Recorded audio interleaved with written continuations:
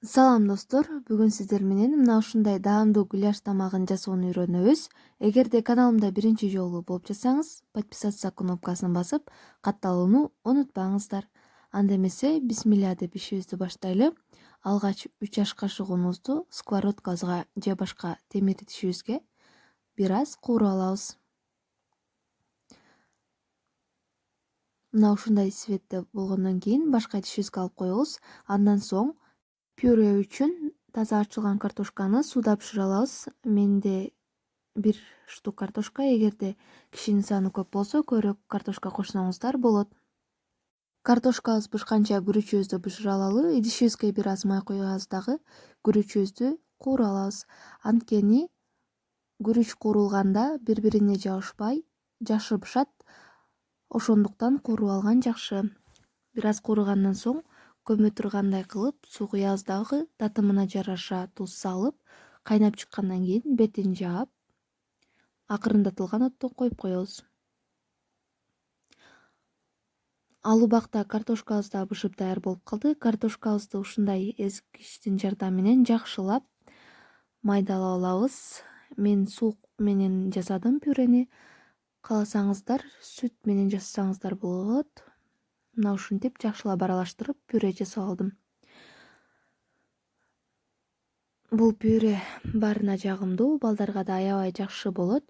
Ушинтип жасасаңыздар да болот, ыңгайлуу болот. Мына бул аралыкта күрүчүбүз дагы бышып чыкты. Мына ушундай жалтыраган, бири-бирине жабышпаган жакшы болот.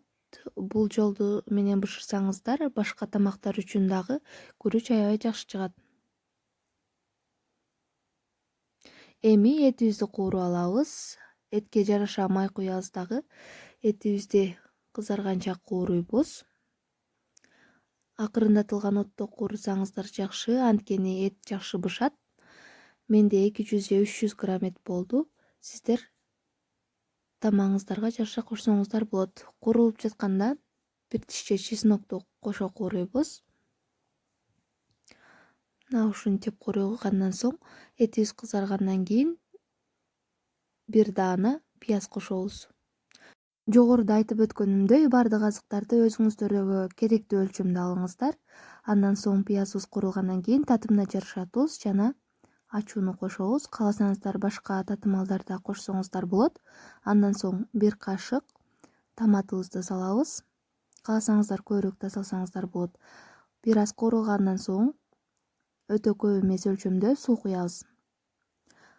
Суу куйгандан кийин акырындатылган отто бир аз кайнаш керек, себеби эттерибиз бышыш керек. Өтө жогорку эмес температурада кайнатыңыздар. Ал аралыкта кууруп алган унубузга аз-аздан суу куябыз дагы. Мына ушундай жакшылап аралаштырып, суюк масса даярдайбыз. Эми ушул даяр болгон массабызды аз-аздан подливибизге куябыз.